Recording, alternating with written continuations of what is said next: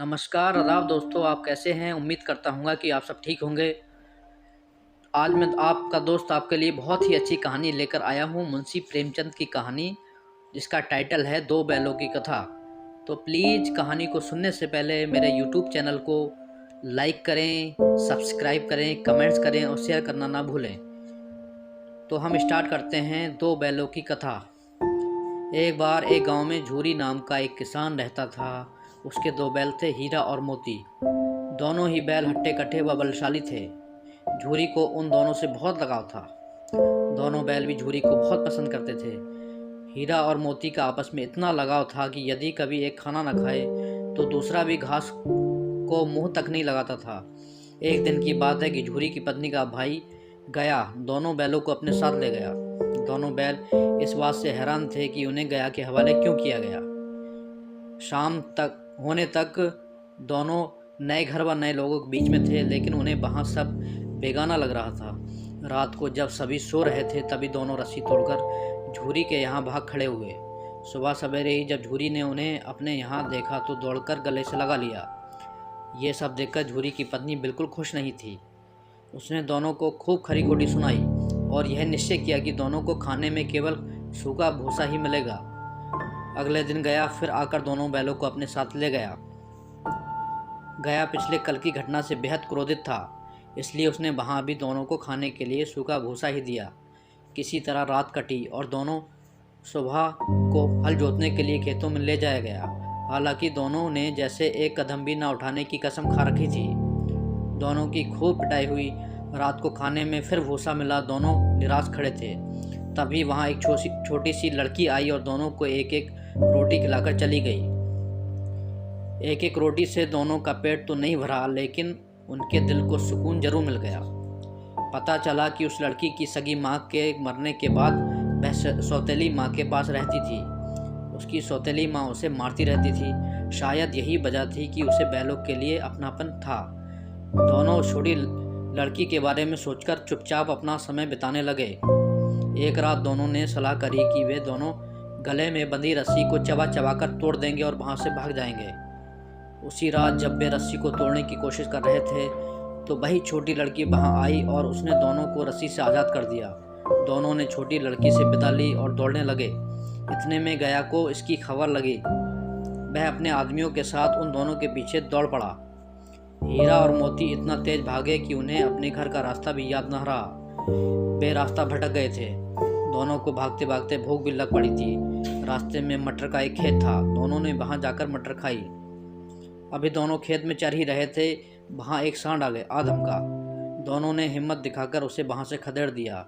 इतने में मटर के खेत के सेवक हाथों में डंडा लिए आ पहुँचे।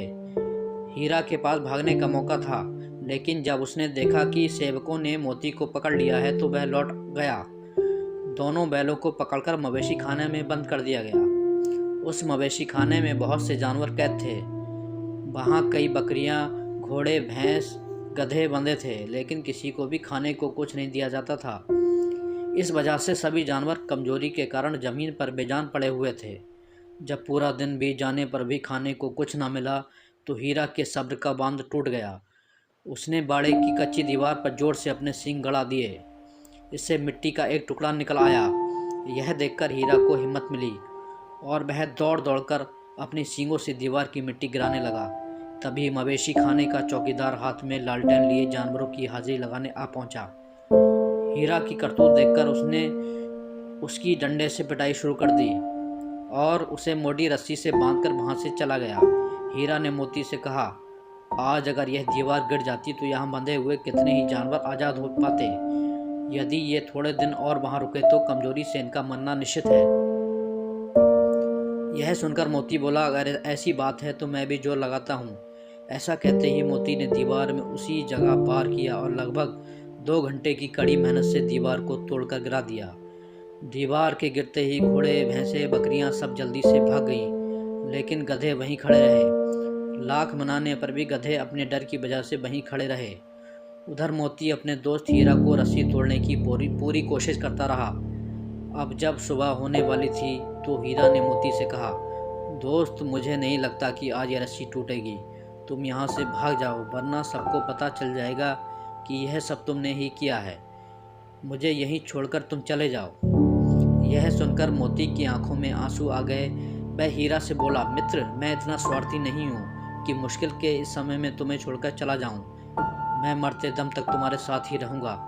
मुझे हर अपराध की सज़ा स्वीकार है, कम से कम इन जानवरों की जान बचाने का आशीर्वाद तो मिलेगा।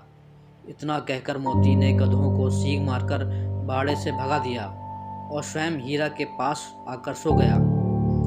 सुबह होते ही चौकीदार, मुंशी व अन्य सेवकों को जब इसकी भनक लगी तो मोती की खूब मरम्मत हुई और उसे भी मोटी रस्सी से बांध दिया गया।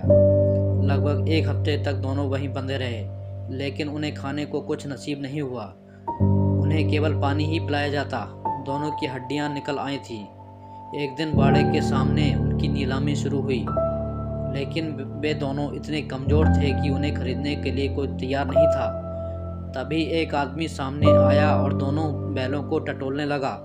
मुंशी से कुछ मोलभाव करने के बाद वह उन दोनों को लेकर चल पड़ा। दोनों बैलों की नीलामी हो चुकी थी। हीरा और मोती डरे हुए थे, उनसे चला भी नहीं जा रहा था, लेकिन डंडे के डर से बेचारे उस आदमी के साथ साथ चलने लगे। सहसा दोनों को महसूस हुआ कि यह वही रास्ता है जहाँ से गया उन्हें ले गया था। वही खेत, वही रास्ता और वही कुआं तो है जहाँ पर वे हल जोतने आया करते थे। अब उनकी सारी थकान दूर होने लगी और वह दोनों को तेज तेज चलने लगे। जैसे ही उन्हें अपना घर, अपने बांधे जाने की जगह दिखाई दी, दोनों भागकर उस ओर चल दिए।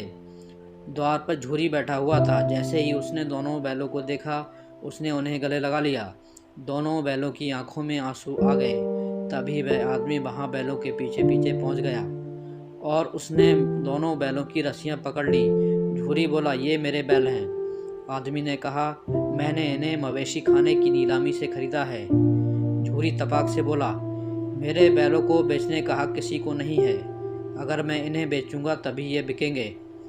आदमी ने जवाब दिया, मैं थाने में जाकर रपट दर्ज करवाता हूँ। झूरी बोला, यह मेरे बैल हैं। इसका सबसे बड़ा सबूत यह है कि ये मेरे द्वार में खड़े हैं।